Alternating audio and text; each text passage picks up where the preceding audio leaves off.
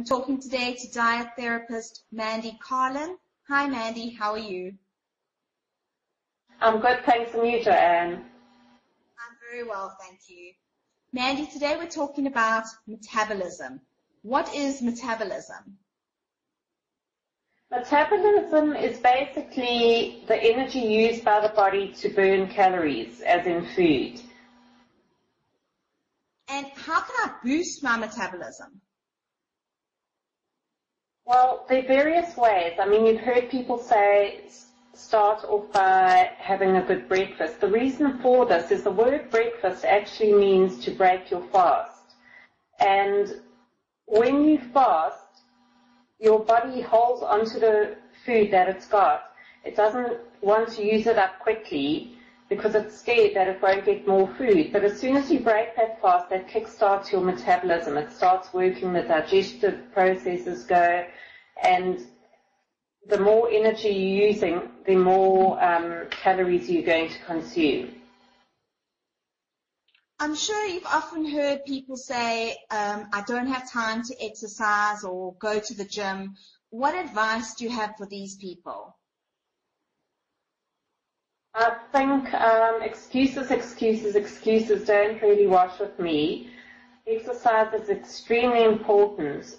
It doesn't mean that you have to run like 5 miles every day. It could be just walking 20 minutes a day at a faster pace than you would normally walk to get from A to B. So, on the other hand, I also try to have my clients to accommodate them in their lifestyle as much as I can. So if they really, really say to me, oh, I can only do 20 minutes walk once a week, that's fine. Exercise doesn't have to involve going to the gym. You can do it at home, and I'm not even suggesting that you need any special equipment. It could be just walking up and down your stairs. It could be running on the spot. There's no excuses for not doing anything. If you can't afford a gym and you haven't got any equipment, you've got your 2 feet and you can put one in front of the other at a faster pace and use them to speed up your metabolism. Why does eating small, frequent meals increase your metabolism, and how many meals should I be eating a day? Again, this varies from individual to individual, taking into your lifestyle and how hungry you are. If you're not a hungry person, I'm not going to advise that you eat 5 small meals a day or whatever. However, there are certain people that need, they can't eat regularly, and then I would advise that it is good to eat little and often to stave off the possibility that you're starving and you're not near any good food and you just overeat because of the fact that you haven't prepared or eaten beforehand. So it really varies from person to person.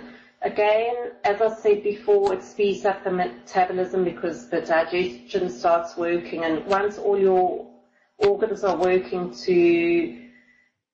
together, really, you're going to burn calories. So it's really an individual matter.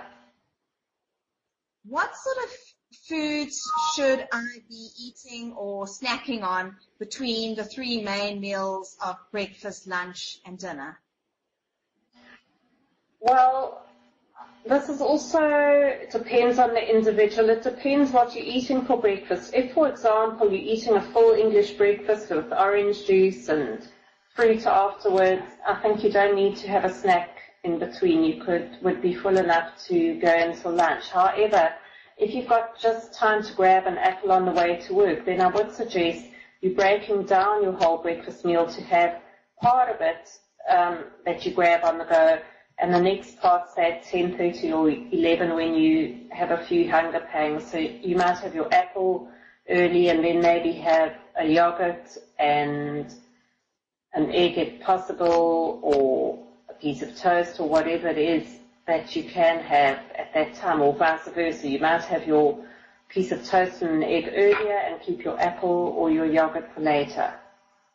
So it's not really having 5 meals, it's just breaking 3 meals into 5 over the day. if I was going to snack after dinner, what would be a good snack that wouldn't affect my weight gain too much? Well, that's also debatable. If after dinner is 6 o'clock and you're only going to bed at 10 o'clock, then it's not a problem.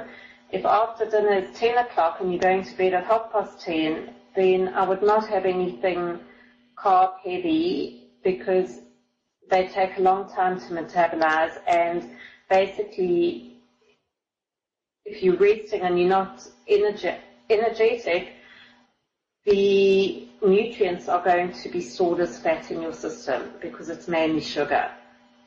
Whereas I think I would say 9 times out of 10, something light or some protein ultimately would be the best thing. Obviously not sweets and chocolates and biscuits, ever. Are there any fat-burning foods? And if so, what are they? Again, this is controversial. There's no miracle food that if you eat it, it's going to be fat-burning. And I think it's also quite a buzzword.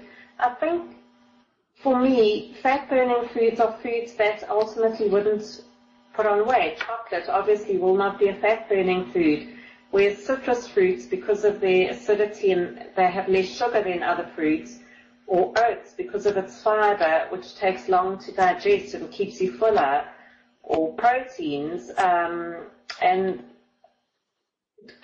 dry nuts, not obviously salted or roasted, food in its most natural form, in other words, and still avoiding sugary and fatty foods. Thank you, Mandy. Thank you so much for talking to me today. It's been my pleasure. Thanks, Joanne.